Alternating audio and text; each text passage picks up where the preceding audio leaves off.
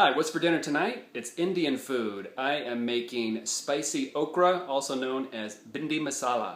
Let's check it out.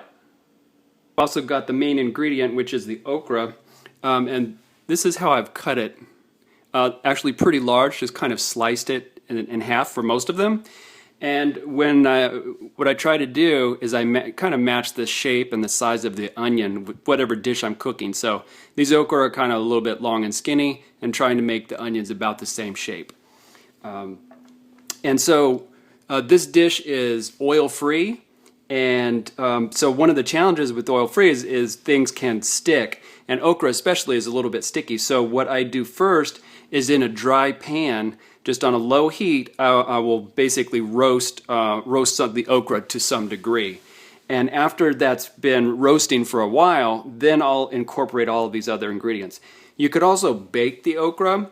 You could slice it and then bake it for a bit, and that would accomplish the same thing. So the pan is getting hot. The first thing that goes in, and this is a dry pan again, so the first thing that goes in is the cumin seeds. And the hing is going to go in as well. And the key with oil-free cooking is just keep things moving and keep it stirred, and you have to tend to it so it doesn't burn. Cumin seeds are now browned, so in go the coriander stems and also the onion.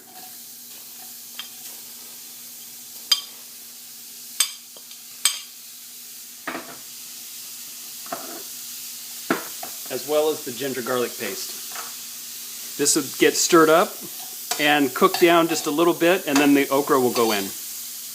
Onions are about halfway cooked, and I'm going to go ahead and add all of the okra. And again, this okra has been partially cooked, so it still does need to cook some. It's maybe about halfway cooked as well. So these things will get mixed up, and then I'll put a lid on it and let them cook for a few minutes until they're mostly finished. When it's nearly done, you can tell by tasting it, then the remaining of the dry ingredients are going to go in. So we have the mango powder, turmeric, chili powder or paprika, and the besan flour, which is ground chickpeas. Okay.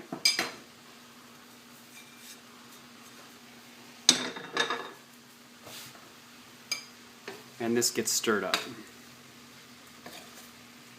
The last bit, after the spices are all incorporated, I've added just a bit of water, and you can add however much water you need so that the gravy on the okra is the consistency that you like. And last thing is to put in the tomatoes that are chopped pretty finely, and the coriander leaves. Okay, then it all gets mixed up and ready to be plated and served.